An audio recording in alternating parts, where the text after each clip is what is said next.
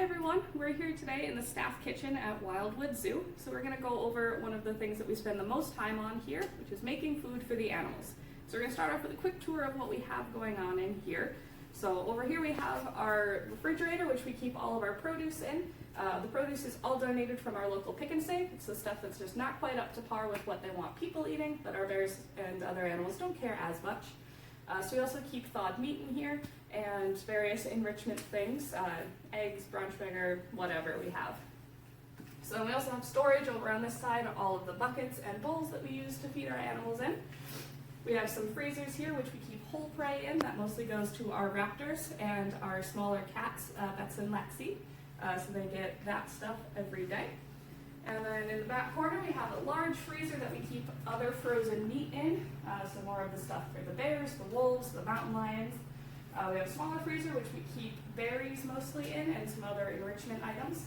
And then behind me we have our dry food storage, so this is where we keep kibble, dog food, all of that kind of stuff.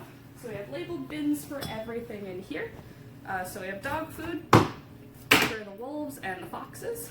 We have bear chow for the bears, corn in here, which is mostly for the cranes, as well as crane chow for the cranes, and peanuts for the cranes and the prairie dogs.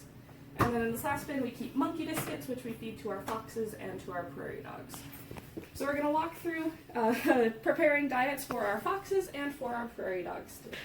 Okay, so we're going to start in on our fox diets. So today they are each getting 1 cup of dog food that we've already put in these bowls.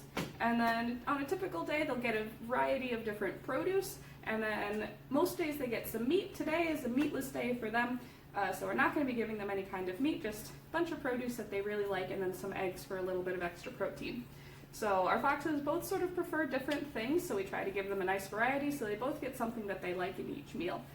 Blizzard, our Arctic fox, really likes fruits and sweet things, whereas Shadow really likes vegetables and crunchy things. So today what we have for them is some broccoli and carrots, so that's some of Shadow's favorites. Some sweet potato chips that were donated to us from Planet Earth, a health food store here in Marshfield. Eggs, and then an apple, so we'll give them each a little bit of each of these things for their meal today. So, we can cut up stuff.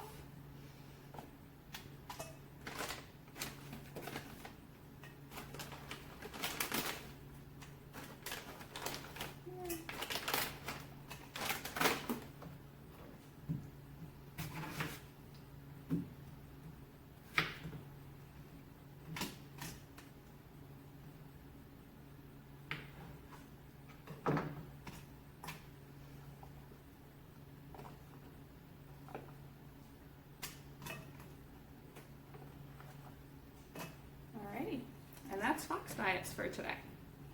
Alrighty, so now we're going to make prairie dog diets. So in here we have 2 scoops of monkey biscuits, and then we have a variety of produce. They like all kinds of different things, beet vegetables or root vegetables, carrots, hard fruits like apples, nuts, acorns, that kind of thing.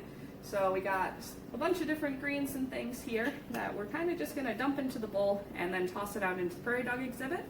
We scatter their food out as much as we can to stimulate natural foraging behavior, so that's one form of enrichment we do with them a lot. And it also helps sort of spread out the prairie dogs so they're not squabbling over one piece of food. So we got some chunks of apple here, baby kale mix that has a bunch of different greens in it.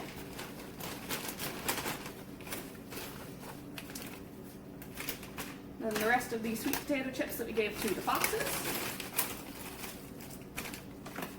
The rest of the broccoli and carrots from the foxes, and then this is kale and some other shredded vegetables. That's just the right size for prairie dog hands. So we got a nice big bowl of greens for them. We're here in the fox exhibit now. We're gonna feed Shadow. Blizzard has already gotten his food down on a rock at the front of the exhibit. We like to feed Shadow up on top of their little hut here. It's where he feels most comfortable. Blizzard is less likely to jump up and try to steal his food.